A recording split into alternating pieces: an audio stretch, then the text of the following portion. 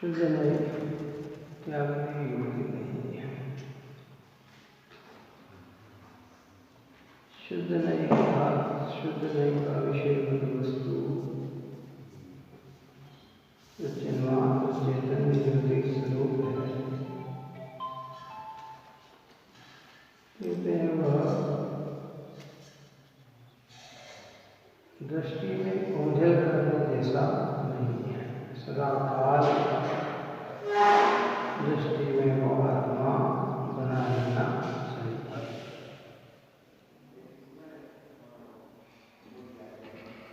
विद्यार्थ कर्म के नाश के लिए और अन्य कर्मों के नाश के लिए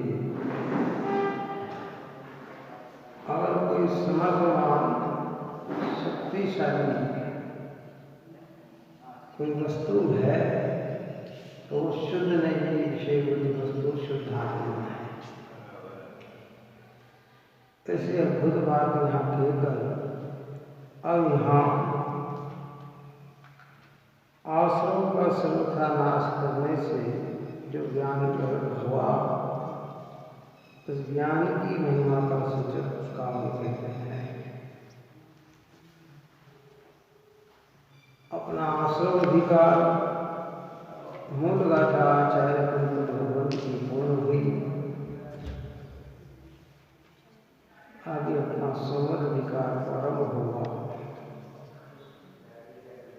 उसके पूर्व में सम्यक ज्ञान की महिमार्थ आचार्य अमृतचंद्र देव कलश करते हैं। अपन ने पहले भी ये बात कही थी कि आचार्य अमृतचंद्र देव की ये विशेषता नहीं है कि स्वयं सार ग्रंथ पे अधिकार के प्रारंभ में और अधिकार के अंत में उन्होंने कलश की रचना की। महिमार्थ देखिए 124 नंबर का कलश।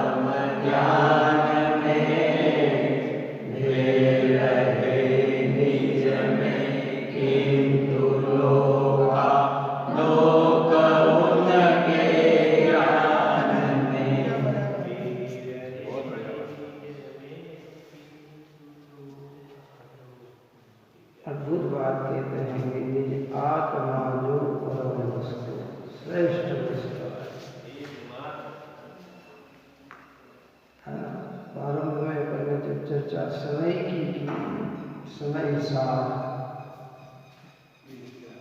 समय नाम में सारे पदार्थ लिए गए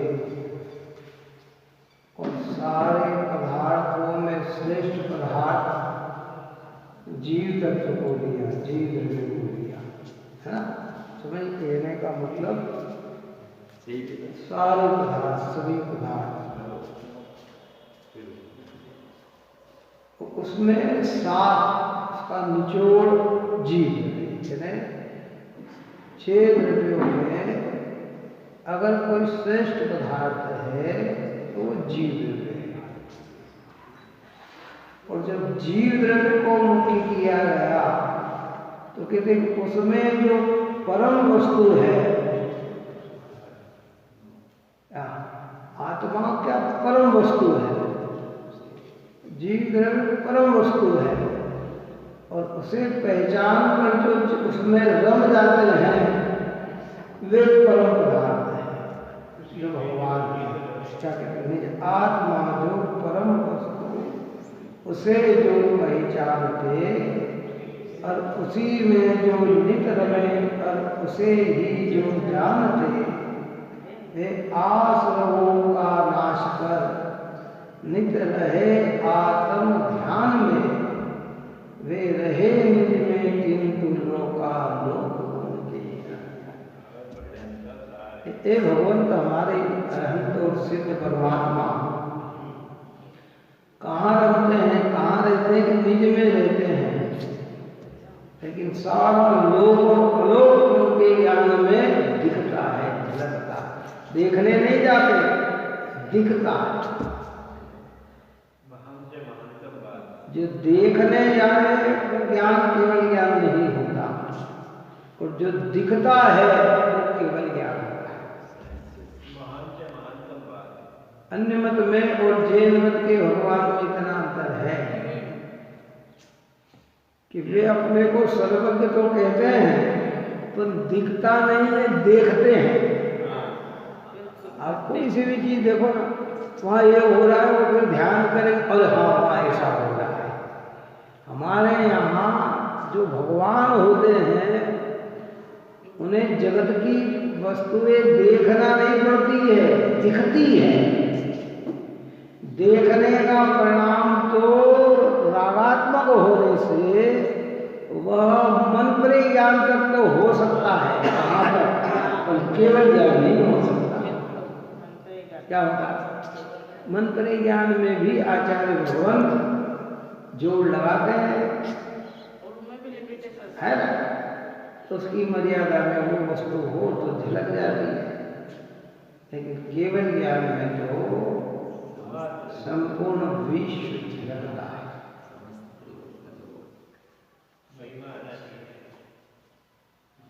ऐसा कोई पदार्थ नहीं, ऐसी कोई वस्तु नहीं जो भगवान के ज्ञान का गेय ना हो। लेकिन वे देखते नहीं है, दिखता है। वे हमारे भोग को देखते नहीं है। अनंत भोग हमारे हो तो दिखते हैं, अल्प भोग हो तो दिखते हैं, 1-2 भोग हो तो दिखते हैं। कृष्ण किया ना भगवान आगे से कि आप जैसा भविष्य में और कोई तीर्थंकर होगा कि नहीं, तो वो कोई देखने नहीं गए, उनके तो वो सब हर जीव का दिख रहा था। क्या समझे? और भव्य जीवों के भाग्य से उनकी वाणी में निकला कि इस संवत्सर में बैठा हुआ ये मरीचि का जीव है, ये भविष्य का 24वां तीर्थंकर होगा। जुड़ान नहीं किया, दिखते हैं क्या? ये रहे निज में किंतु लोकालोक उनके ज्ञान। लोक और अलौकिक, जितना बड़ा लोक है उससे कई विस्तार में अलोक है, वो भी सब उनके ज्ञान का विषय है ना। जो भी उनकी, क्योंकि जगत में ऐसी कोई वस्तु नहीं है कि जिस वस्तु में प्रमेत्र नाम का गुण ना हो। इसमें कोई भी, चाहे वो जड़ हो चाहे वो चेतन है, इसमें प्रमेत्र नाम का गुण है।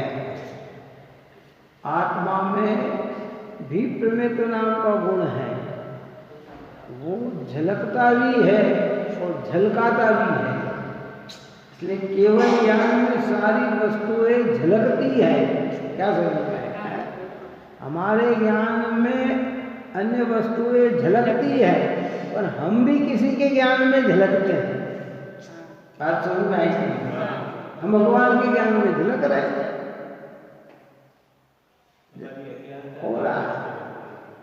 इसलिए ये सम्यक ज्ञान की इतनी महिमा है, क्योंकि सम्यक ज्ञान मतिश्रुत को भी कहते हैं, सम्यक ज्ञान अवधि मंत्री ज्ञान को भी कहते हैं, सम्यक ज्ञान केवल ज्ञान को भी कहते हैं। जो पूरा केवल ज्ञान है उसमें सारी वस्तुएं झलकती है, और मतिश्रुत में झलका देखता है, राग उसके साथ चलता है। किसके साथ चलता है?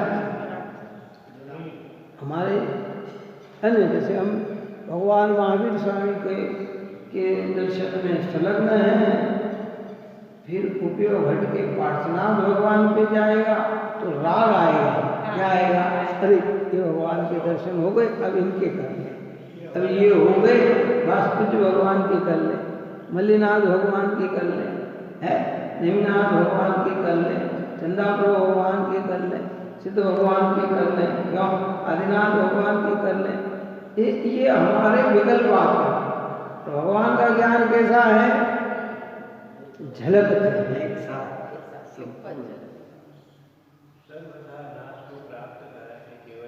केवल ज्ञान की महिमा को हमें समझना चाहिए, सम्यक ज्ञान की महिमा को हमें समझना चाहिए। देखिए क्या कहते हैं श्लोक, और महत्वपूर्ण कलश है आचार्य अमृतचंद्र देव का, कि जिसका उद्योग प्रकाश नित्य है, ऐसी किसी परम वस्तु को अंतरंग में देखने वाले पुरुष को रागादिक आश्रयों का शीघ्र ही सर्व प्रकार नाश होने से यह ज्ञान प्रकट हुआ कि जो ज्ञान अत्यंत अनंत विस्तार को प्राप्त निज रस के प्रसार से लोक के अंत तक के सर्वभाव को व्याप्त कर देता है, अर्थात सत पदार्थ को जानता है, वह ज्ञान प्रकट हुआ तभी से सदा काल अचल है, अर्थात प्रकट होने के पश्चात सदा जो का त्यों ही बना रहता है, चलायमान नहीं होता, और वह ज्ञान अतुल है, अर्थात उसके समान दूसरा कोई नहीं है। ऐसा केवल ज्ञान, पूर्ण ज्ञान, पवित्र ज्ञान, निर्मल ज्ञान। जब सामान्य ज्ञान की बात करते हैं तो सम्यक ज्ञान की महिमा गाते हैं, और पूर्ण ज्ञान की बात करते हैं तो केवल ज्ञान की महिमा गाते हैं।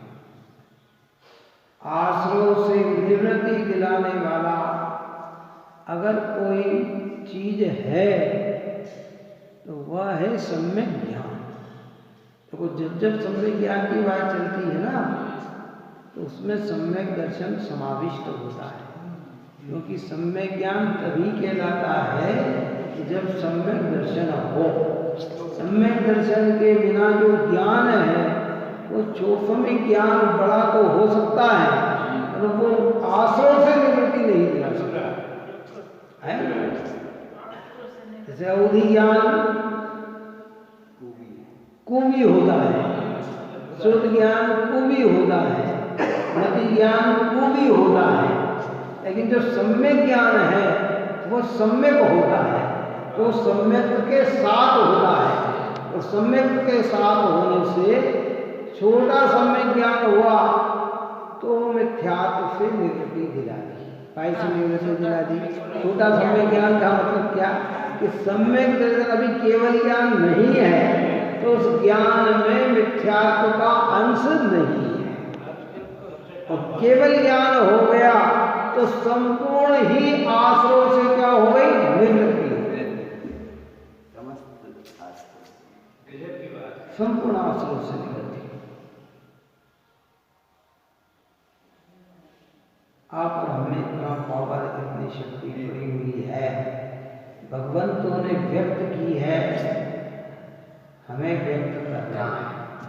क्या है? भगवंतों ने क्या की? व्यक्त की है। आज हम इनकी आराधना कर रहे हैं, अष्टद्रव्य से इन्हें पूज रहे हैं, इनकी जय जयकार कर रहे हैं, तो इन्होंने व्यक्तता की और हमें ऐसा स्वरूप व्यक्त करना है। कैसा है वो समय ज्ञान कि अचल है, अतुल है, अनुपम है, चलायमान नहीं है। एक बार केवल ज्ञान प्रकट हो गया तो फिर प्रतिशुद्ध अवधि मन पर ज्ञान नहीं करने में, जिसकी तुलना जगत में किसी से नहीं की जा सकती, जिसकी उपमा जगत में किसी से नहीं की जा सकती, ऐसा अद्भुत केवल ज्ञान है।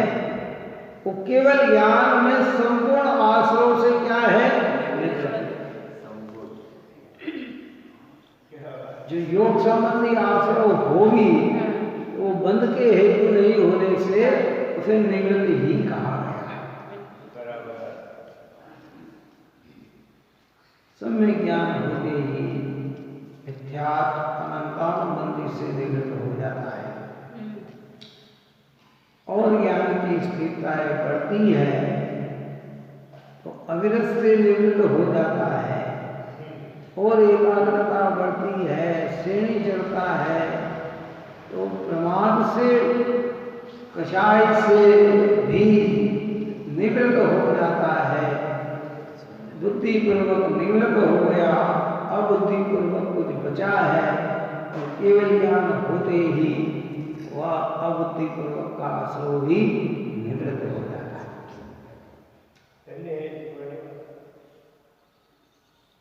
महिमा इसलिए तो कहा कि भाई अनंत की महिमा उनके गुणों को समझकर आए तो हमें अपने स्वरूप का उल्लास आता है, अपने स्वरूप का भान। तीन जगह तो महिमा गा रहे, हम भी महिमा गा रहे, दुनिया से उनकी तुलना कर रहे हैं, हम भी तुलना, लेकिन उनकी विशेषता कैसा है, अचल है। सिद्ध भगवान में भी अचल शब्द का प्रयोग किया गया और केवल ज्ञान में भी अचल का प्रयोग किया गया। लेकिन सिद्ध भगवान में अचलता का प्रयोग था ना, पहली गाथा में कि ध्रुव अचल अनुपमवती आए हुए सब सिद्धों को मैं बंद सुध के मेरी गति कहूँ समय प्रावत को है। उनको आचार्य कहते हैं कि मैं उस समय प्रावत पावन को कहूँगा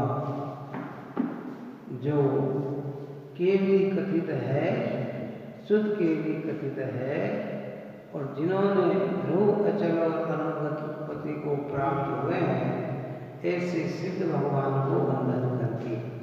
वहाँ अचल शब्द का प्रयोग जो किया गया वह अचल आत्म प्रदेशों में अब चलाचलता खत्म हो गई, संकोच विस्तार खत्म हो गया। क्या हो गया? अब उनके प्रदेश सिद्ध भगवान के शादी अनंत काल तक एक जैसे स्थायी हो गए। और यहाँ जो अचल का प्रयोग किया गया वो ज्ञान की अपेक्षा से, अब जैसे हमारा मति शुद्ध ज्ञान चला चले, कभी मति होता है, कभी श्रुत होता है, कभी अवधि होकर मति हो जाता है, कभी मन परे ज्ञान होकर मति शुद्ध ज्ञान हो जाता है। गणधरों का मति शुद्ध है, फिर सामान्य ज्ञान में आए तो मति श्रुत हो जाता है ना। तो लेकिन केवल ज्ञान ऐसा अचल है कि एक बार प्रकट हो जाने से अब उसमें कहीं भी चला चलता नहीं है। जो करते अब कोई आएगा न जाएगा। इसका अर्थ है कि एक बार भगवान बन जाने से फिर पुनः संसार में आवागमन नहीं होगा। अन्य मत में तो क्या भगवान का जन्म हुआ, एक तरफ मानते सर्वदर्शी और एक तरफ जो अपन ने दृष्टांत दिया था कि रामचंद्र जी को यही पता नहीं था कि मेरी सीता को हरण किसने किया है, उठा कर पता कि नहीं पता था।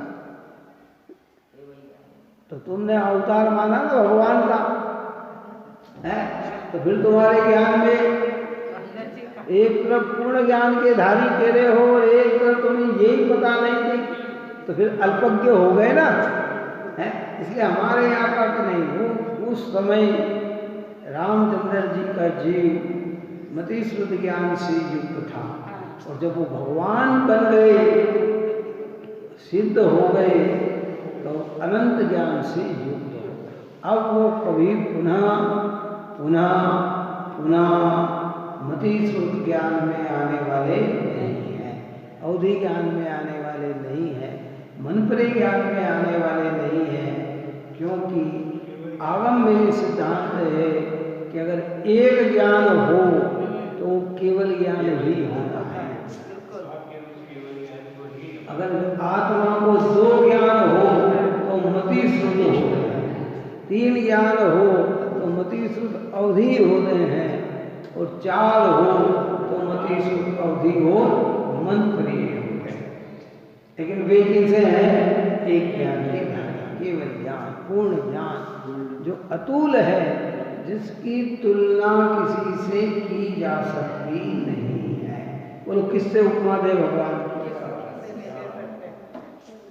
केवल ज्ञान की उपमा किससे दे? किसी से। संसारी जीवों से उनकी उपमा ही नहीं है। क्या उपमा है? कोई उपमा नहीं है। किससे तुलना करने की कोई तुलना नहीं, अनुपम है। ये तो वाणी में जितनी उपमा की जाती है वो सब व्यवहार है कि जो स्वरूप सर्वज्ञ ने देखा, जड़ शब्दों से कैसे हो देखा। भगवान ने जो स्वरूप देखा है, जो केवल ज्ञान का स्वरूप देखा है, वो ये जड़ शब्द कैसे बता सकते हैं? फिर भी हम आचार्य कहते हैं कि हम अपनी बुद्धि के अनुसार बताने का प्रयत्न करते हैं। अद्भुत ज्ञान, केवल ज्ञान, पूर्ण ज्ञान, पवित्र ज्ञान, निर्मल ज्ञान, सुख स्वरूप ज्ञान है। उसकी अनुभूति, उसमें ठहरने से सब आश्रमों का विरोध और ऐसा आत्मस्वरूप अपना है, ऐसी दृष्टि बनाने से मिथ्यात्व संबंधी आश्रम का कई प्रश्न आते ना मिथ्यात्व कैसे नाश हो, इस मिथ्यात्व का त्याग कैसे करें, हे भगवान ये मिथ्यात्व हमसे कब दूर होगा? आचार्य के लिए ये स्वरूप है, तुम्हें इसे स्वरूप की अनुभूति करो तो मिथ्यात्व का आश्रय निवृत्त है। शुद्ध नहीं का अवलंबन लेकर शुद्ध नहीं कैसा वस्तु स्वरूप दिखाती है, उस वस्तु स्वरूप को देखो, मिथ्यात्व सतह ही विलयता को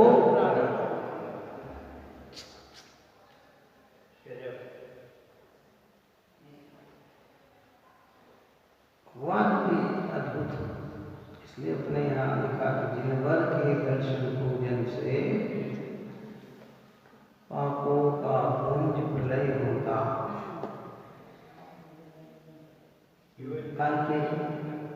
क्या करते अद्भुत बात लिखी ज्ञानियों ने। ये भगवान के दर्शन पूजन भक्ति के भाव से जो अनंत पाप का हमने पूंज की तरह इकट्ठा कर रखा है, कि वो पूंज जो है विलय को प्राप्त होता है, विलय हो जाता है। और सुख के वचनामृत सुनने से विपरीत विभाव विलय होता। क्या होता है? इस श्रुति के जब वचनामृत सुनते हैं ना तो विपरीत भाव शरीर में हो, इंद्रिय में हो, मन में हो, वाणी में हो, कर्म नौकर में हो, पुण्य पाप का भाव में हो, ये मेरा, मैंने किया, ये अच्छा, ये बुरा, ये सारे भाव क्या होते हैं? विलय को प्राप्त। भगवान के दर्शन का इतना लाभ, इधर नंबर बार के सब पापों का नाश करने वाला। तो ये जिनेंद्र भगवान की जो दर्शन पूजन आराधना है, ये हमारे पाप भाव से बना हुआ जो अशुभ असाता कर्म है, उस असाता कर्म की पुंज को नष्ट करना है। और जिन वाणी सुनने को मिले जो विपरीत मान्यता है, मिथ्यास संबंधी मान्यता है, वो हमारी विलय को प्राप्त होगी। श्रुति के वचनामृत सुनने से विपरीत विभाव विलय होता और धन रूप दिगंबर दर्शन से मन रूप मयूर मुदित होता। किसकी बात कर ली हमने? देव की, शास्त्र की और जीव की है कि श्रुति के वचनामृत सुनने से विपरीत विभाव विलय होता और धन रूप दिगंबर दर्शन से मन रूप मयूर मुदित होता। मन रूपी मयूर नाचने लग जाता है। दिगंबर मुद्रा साक्षात मोक्ष मार्ग की मुद्रा है। क्या होता है? क्या हमारी प्रिय चीज हमें दी जाए तो मन कितना नाचने लग जाता है। पहले मन नाचता है, फिर पांव नाचने लग जाते हैं। क्या होता है? जिसको मन में उत्साह नहीं, उसके पांव में भी उत्साह नहीं आता। लेकिन जब अंदर में ढाई दीप में विराजमान समस्त जिन विराज भगवान है, धन्य है, साक्षात मोक्ष मार्गी है। तो कहते धन रूप दिगंबर दर्शन से मन रूप मयूर मुदित होता और निज नाथ निरंजन अनुभव से संगीत का सूर्य उदय होता। क्या होता? ऐसे देव शास्त्र की निकटता में आकर नाथ निरंजन अनुभव से कैसे भगवान ने जैसा आत्मा बताया, जिनवाणी माता जैसी आत्मा बता रही है, निर्गंथ मुराद जिस आत्मा का साक्षात्कार कर रहे हैं, वैसे आत्मा का अनुभव ये जीव करे तो सम्यक की उत्पत्ति न हो, ऐसे कैसे हो?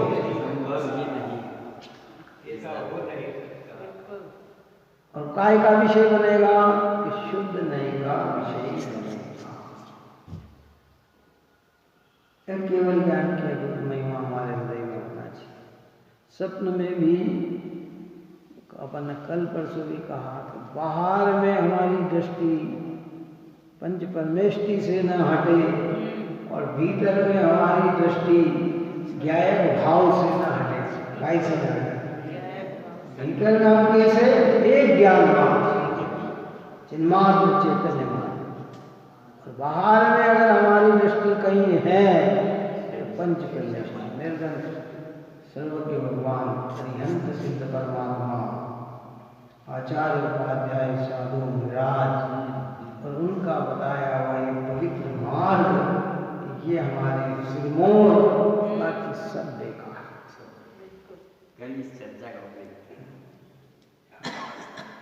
ऐसे यहाँ कहते हैं कि भाई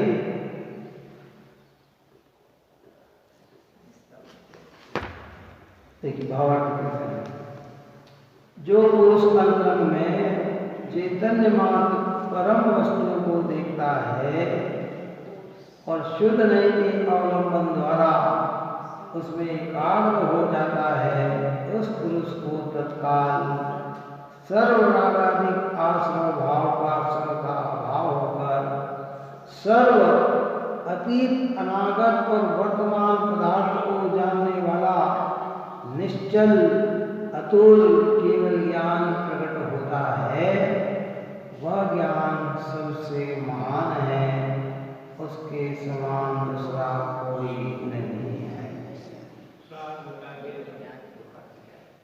और ये सम्य ज्ञान ही सुख का कारण है। ज्ञान की वृद्धि सुख का कारण नहीं, सम्यक ज्ञान सुख का कारण है। लकार ने क्या लिखा? ज्ञान की महिमा बोलिए।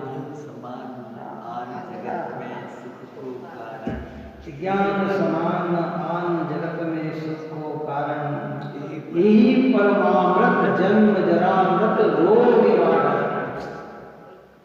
ज्ञान के समान आन यानी कोई दूसरा नहीं है सुख का कारण।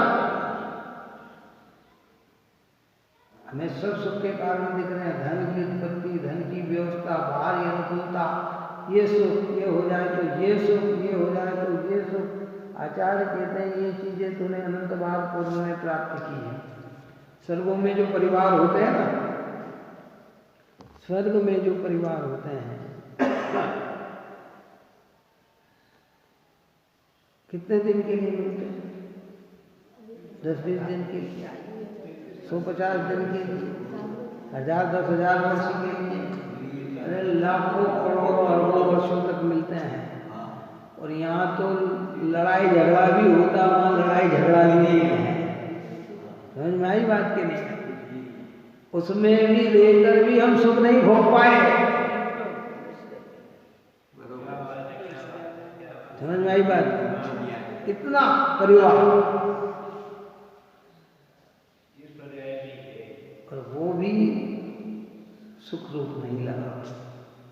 और हमें सारी आत्मा को भूल कर सब में इनमें सुख दिखता है। ये हो जाए तो सुखी हो जाऊँ, ये हो जाए तो सुखी हो जाऊँ, ये मिल जाए तो सुखी हो जाऊँगा। अरे भाई दृष्टि बदल रहे, संयोग तो हम नहीं बदल सकते, मान्यता बदल सकते हैं, दृष्टि बदल सकते हैं। अगर सुखी होना है तो सम्यक ज्ञान को प्राप्त करना है। ज्ञान के अलावा कोई दूसरी वस्तु मुझे सुख नहीं दे सकती। और मुझे सुख लग रहा है अगर अन्य में, तो ये मेरा मिथ्या ज्ञान है, ये मेरा मिथ्यात्व है। उस मिथ्यात्व के आश्रयों से निवृत्त दिलाने के लिए आचार्य ने शुद्ध नहीं की व्यवस्था को समझाया। लगता व्यवहार नहीं लगता, सब अनुकूल चल जाए। मनुष्य जीवन में तो लंबे समय में भी अनुकूलता नहीं चली, कहाँ चली? भरत बाहुबली का इतना प्रेम था, वो भी एक दिन कटुता का कारण बन गया। बात समझ में आई के लिए? क्यों नहीं बना? केकई राम का इतना प्रेम था, वो भी कटुता का कारण बन गया। वो भी कटुता का कारण। रावण विभीषण में अनेक प्रेम था, वो भी कटुता का कारण बन गया। संसार की तो दिशा ऐसी है, बात ही समझो। संसार है तो स्वरूप ही ऐसा है ना, इसका क्या बदल सकते हैं? और फिर भी हम उठे छूटे सुख कहाँ ढूंढते हैं? इसलिए तो आचार्य को हमारी इस चीज पे बड़ा खेद आता है, आश्चर्य आता है कि स्पष्ट व्यवस्था होने पर भी हम इसको समझ नहीं पाते हैं। भैया समझिएगा, एक दृष्टि को लेके चलो जो बारेली ने अपनी भावना में कही कि संयोग हो अनुकूल फिर भी सुख नहीं संसार में। सुख नहीं, शांति नहीं, निराकुलता नहीं। सुख की उत्पत्ति होगी सम्यक ज्ञान से, और पूर्ण सुख की उत्पत्ति होगी केवल ज्ञान से। केवल ज्ञान अकेला नहीं आता, अपने अनंत साथियों को साथ में लेके आता। क्या केवल ज्ञान होता है वो अनंत दर्शन होता है, केवल ज्ञान होता है वो अनंत सुख होता है, केवल ज्ञान होता है अनंत वीर्य होता है, छाई सम्यक होता है, छाई चारित्र होता है, अनंत लाभ होता है, अनंत भोग होते हैं, अनंत भोग होते हैं, और भी गुणों में सारी विकसितता हो जाती है, पूर्णता की प्राप्ति। अब उनका किसी प्रकार से अपूर्ण कार्य नहीं। ये बात ये जो समझ में आ रही है, हम कैसे भगवान को वंदन करने, ये समझने की बात है। खाली ऐसा नहीं नमो पर्यंताम, अरे वो कैसे है, उनको वंदन करने में हमारा कितना पावर लगता है, कैसे अद्भुत स्वामी है वो। कहते ना जैसे कि ये राजा है, और फिर उस राजा का जब वैभव समझाया जाता है तो महिमा और बढ़ती चली जाती है। कैसी महिमा पर है। कोई आते हैं, रिश्तेदार आते हैं आपस में, बच्चों ने नहीं मिले हों कभी, रिश्तेदार से मिले, बेटा ये अपने वो है, वो ढोक दे देता है, बड़े हैं अपने से छोटे, अरे ये कलेक्टर है या ये अफसर है, इनका इतना बड़ा वैभव है, इनका इतना काम है, ऐसा ऐसा। फिर उसको अंदर से क्या आती है, उनकी महिमा है। तो हम कह रहे भगवान है, तो खाली हाथ जोड़ जाते हैं कि ये भगवान है हमारे, कितने हैं, अरे हाँ हमारे भगवान है। पर वो भगवान कैसे हैं, जब हम उनके गुण भेद से समझते हैं तो भीतर से मन रोमांचित हो जाता है, अरे ऐसे सामर्थ्यवान भगवान है। ये मुनि है बेचारा, हमारे मुनि है, तो ये मुनिराज कैसे हैं, इनमें क्या पाया जाता है, क्या इनकी प्रक्रिया है, और ऐसे हैं।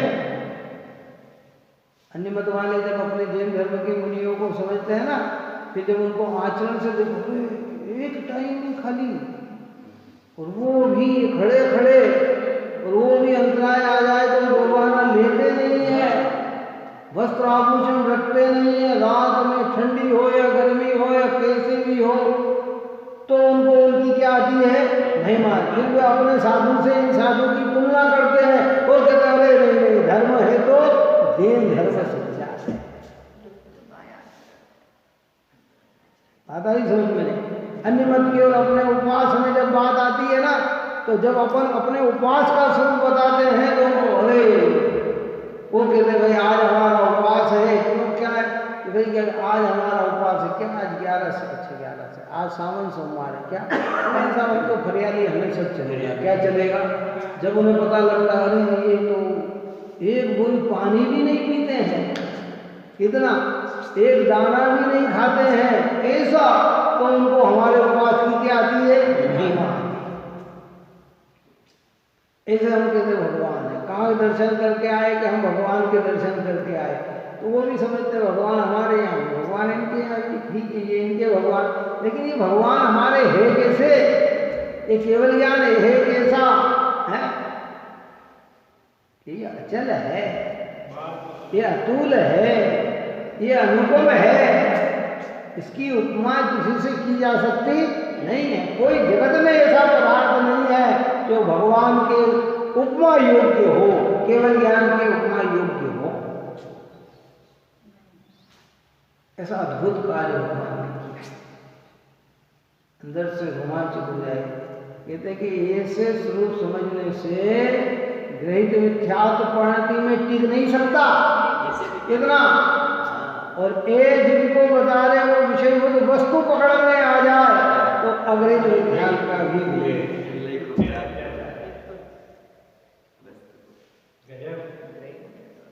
सोचना चाहिए, बहुत भाग्यशाली हैं, बहुत भाग्यशाली हैं, बहुत भाग्यशाली हैं। ऐसे पवित्र जिनेंद्र भगवान के निकट हम आके खड़े हो। अभागे तब हो जाएंगे कि अगर हम यहाँ आकर भी इनके स्वरूप को नहीं समझ पाए, नहीं समझ पाए, क्या हाथ में चिंतामणि रत्न मिला हो और भूखा रह जाए, दरिद्री बना रहे, तो कहते तुझे इस रत्न की कीमत का पता नहीं है, तू अभागा है? बात समझ में आई है? तू अभागा है, तुझे इस रत्न की कीमत का पता नहीं कि ये रत्न कितना कीमती है।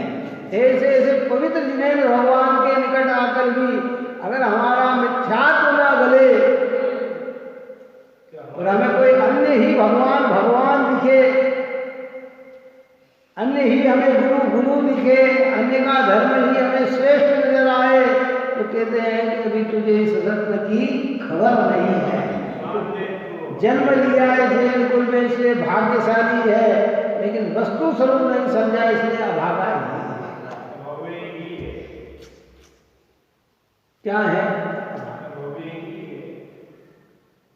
इसलिए टोडरमल साहब को लिखना पढ़ाना लिखाना कि अरे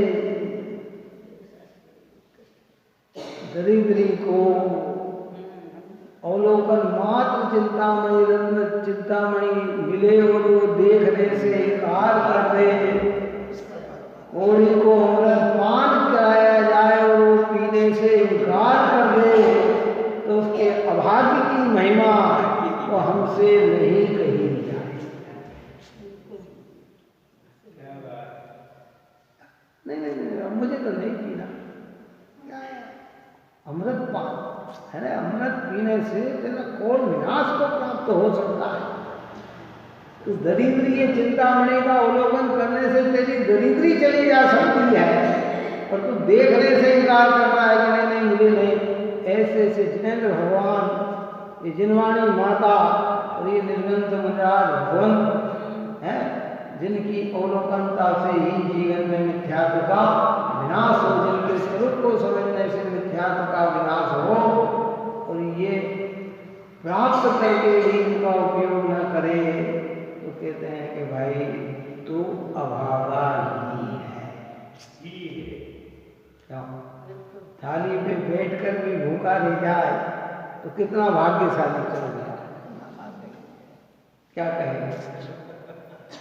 थाली में बैठा हुआ और भूखा रह गया, अरे बिल्कुल निकट आ गए और महिमा नहीं आ रही है अंदर से, अंदर से भीतर से भगवान आना चाहिए। इसलिए कहते हैं कि भाई ताते अब ऐसी करमनाथ बिछड़े न कभी तुम चरण रहे हो। मैं अब जीवन में ऐसा कार्य करूं कि जितना भी समय अब संसार में बचा हुआ है, आपके चरणों का कभी भी वियोग ना हो, कभी वियोग ना, सदा काल में आपके चरणों में बना रहूं, क्योंकि आपके चरणों से ही मुझे मेरे निज विभो की महिमा आई। ये हम अनादि से दृष्टांत की महिमा में तो उलझे रहे, दृष्टांत जो परम पदार्थ है उसमें भी तो नहीं पाता। यही तो अपने अज्ञान की महिमा है। मोह की महिमा कहो, ज्ञान की महिमा कहो, अद्भुत बात है भाई।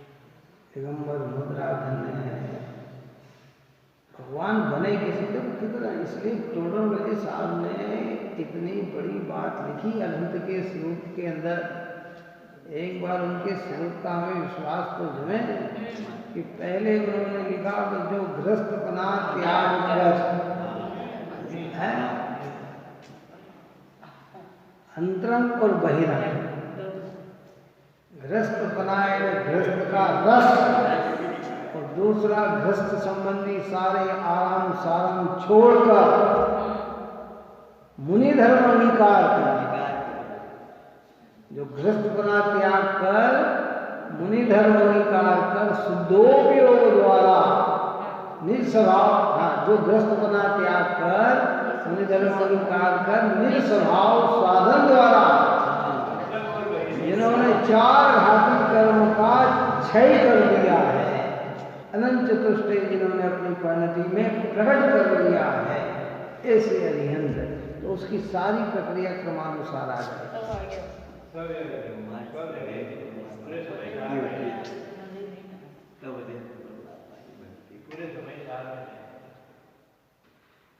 सोचो भाई, सुनने ज्ञान कितना महिमा है।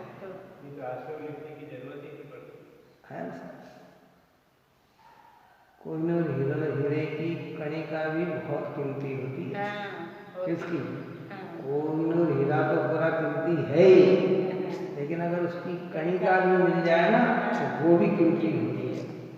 केवल ज्ञान तो बहुत महिमावंत है ही, लेकिन सम्यक ज्ञान उसकी कणिका है, अति शुद्ध ज्ञान है, अगर वो भी प्राप्त हो जाए तो जीव लाभान्वित तो हो जाता है।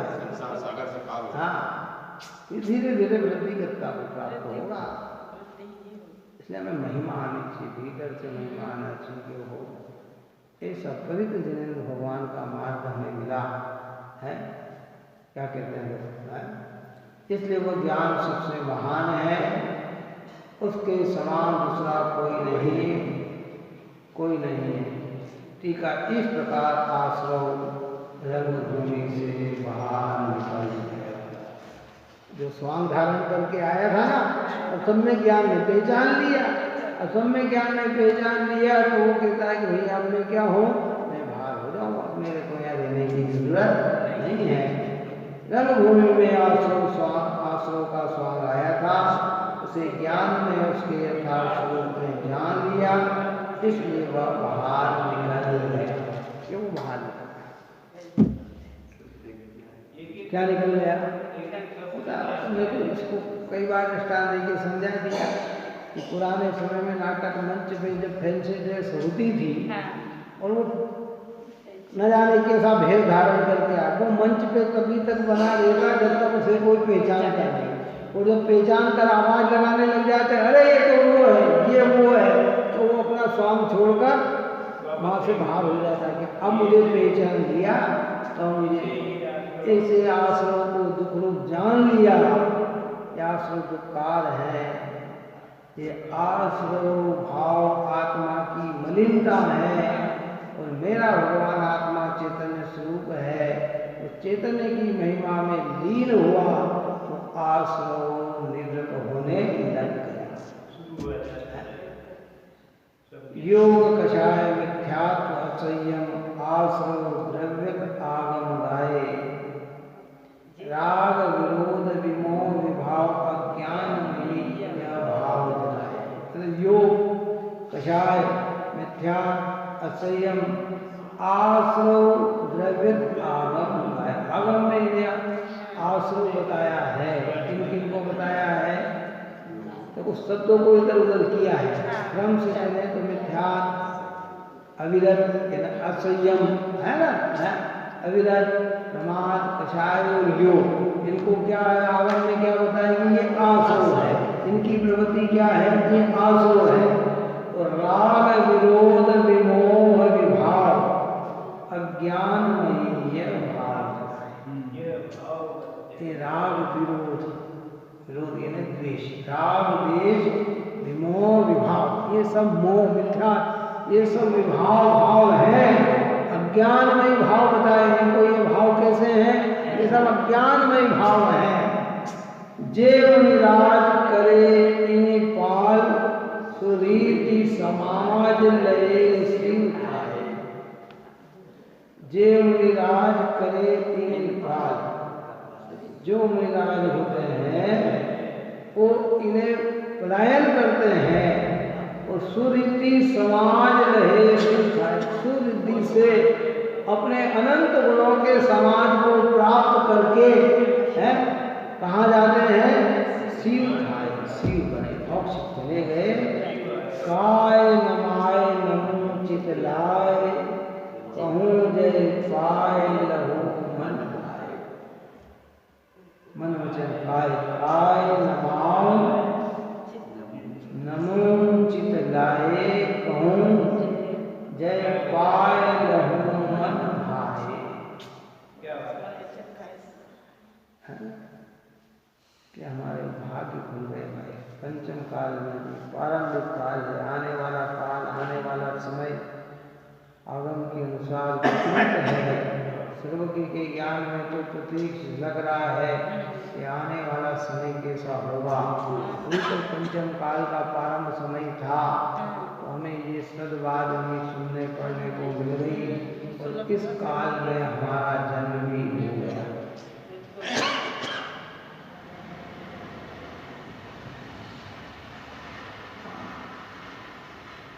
ये मन में तुरंत अनुभव करो कि हमारा जन्म जैन कुल में हुआ, दिगंबर आमनाय में हुआ, कुंद की परंपरा में हुआ। समय साथ जैसे शास्त्र को पढ़ अवसर मिला, धन वैभव मिल गया, ये सब बेकार। जैसे लोग व्यवहार में कह रहे हैं हम बहुत भाग्यशाली हैं कि हमारा जन्म मालवा में हुआ, बाढ़ भूकंप आदि से हम बच गए, हम बहुत भाग्यशाली है, मालवा में भी ऐसी जगह हुआ जहाँ लड़ाई झगड़े से बच गए, जहाँ विपत्तियों से बच गए, कि वो लौकिक भाग्य है और ये अलौकिक भाग्य है। ये भाग्य कैसा है? ये अलग है, ये अलौकिक भाग्य है।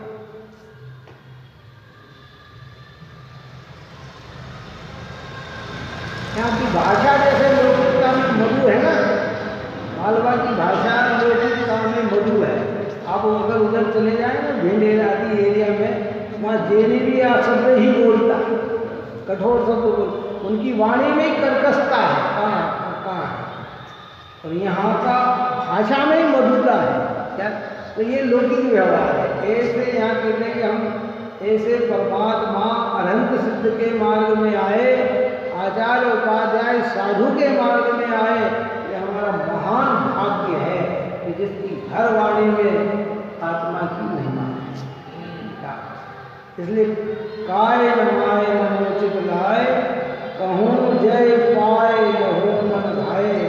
इस प्रकार श्री समय सार की श्रीमद कुंद आचार्य देव प्रणीत श्री समय सार परमागम की श्रीमद अमृत चंद्राचार्य देव विरचित आत्मख्याति नामक टीका में आश्रव का पूर्वक चौथा अंक समाप्त हुआ। अब यहाँ आगे संवत अधिकार की हमारी चर्चा चलेगी। आश्रव निरोध संवरः क्या है ना। अब वो संवर प्रकट होने पर क्या, देखो अपन ने प्रारंभ में ये किया था कि चर्चा करी आचार्य ने आश्रव की, पर प्रवृत्ति के लिए नहीं, निवृत्ति के लिए। काय के लिए? आश्रव की बात आश्रव करने के लिए नहीं बताई, आश्रव से निवृत्त होने के लिए बताई, है ना। ये अद्भुत बात है। इस प्रकार की ये प्रक्रिया है। आप सभी जीव निरंतर ऐसे पवित्र देव शास्त्र गुरु के सानिध्य में रहकर तत्व चिंतन करते हुए अपने परिणाम को निर्मल बनाए। सहजानंदी शुद्ध स्वरूपी अविनाशी आत्मस्वरूप, सहजानंदी शुद्ध स्वरूपी अविनाशी आत्मस्वरूप, सहजानंदी शुद्ध स्वरूपी अविनाशी